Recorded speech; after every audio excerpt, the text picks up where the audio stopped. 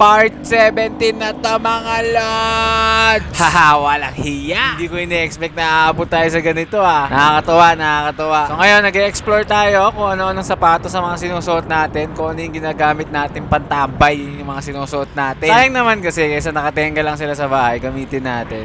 So ang ruta pala natin ngayon ay Metro Manila lang naman. Mag-i-start tayo sa Project 3 tapos magtatapos tayo sa Binondo, Tondo. Yun yung last natin. Direkta uwi na. Grabe, medyo nagulat lang ako kasi chinek ko yung Strava ko. 3 hours 12 minutes lang yung elapsed time. Ibig sabihin kasama na dun lahat. Kasama na yung pag-iintay dun sa customer. Mga ligaw-ligaw kasama na din dun. Sabi ko nagtataka lang ako kasi sobrang bilis. Bakit parang saglit ko na lang tinitira yung mga deliveries lalo na pagka ganitong Manila. Bremo 3 hours 12 minutes. Ganun lang kabilis.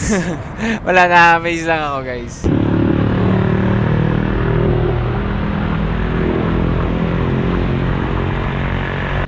Nasa lola mo na yung yung degreaser. Thank you, men. Salamat. Tuloy mo na tulog mo.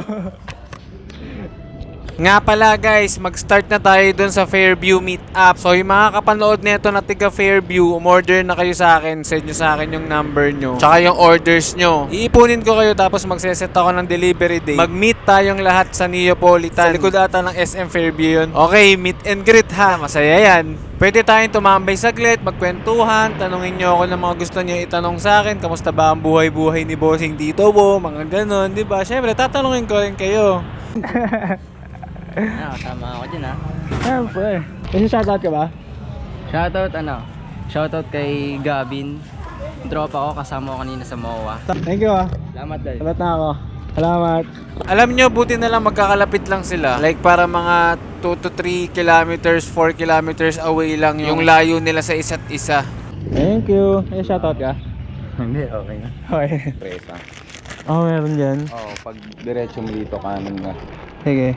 Ang labas mo, Dumaan. Buti na lang din yung mga customer ko. Tinuturuan tayo kung saan tayo dadaan, yung mga directions. Nakakatuwa pala yung last post natin about dun sa motor na mas nakakapagod. Tama naman, di ba guys? Nakaka-relate kayo, di ba? Hindi lang yun, puta. Gasolina pa. Tapos kapag ka lumagpas ka pa sa location mo, kailangan mo pa mag-U-turn. Hindi tulad sa bike, pwede kang matras lang, tapos babalik lang, tapos sasalubo ka sa one way. Di ba? Dali eh. Sobrang convenient eh. Hindi tulad sa motor, kailangan talaga eh. Susunod ka talaga eh. Yun lang yung mga reklamo ko kaya hindi ako nagmumotor. Ang hassle lang. Disilinyador nga lang. Pero ang hassle naman sa kalsada at sa katawan, nakakapagod talaga yan. 50. Sticker. May shoutout ka ba? Shoutout kay mama. Thank you sa 50. Thank you, men. Savior talaga mga nanay pagdating sa mga ganyan sitwasyon no? Yung mga kulang-kulang ka sa pambayad. Kaya wala talaga tayo karapatan singilin sila pag umutang sila sa atin. Makakarinig lang tayo ng mga National Geographic history nila sa mga pagpapalaki sa atin. Diba? Divisoria hits na naman tayo.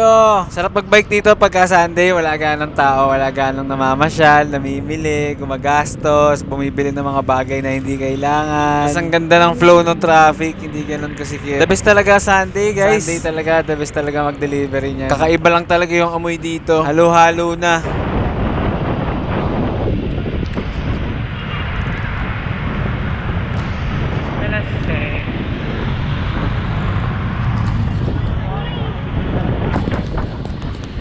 Naman. Itayo natin ang bandera.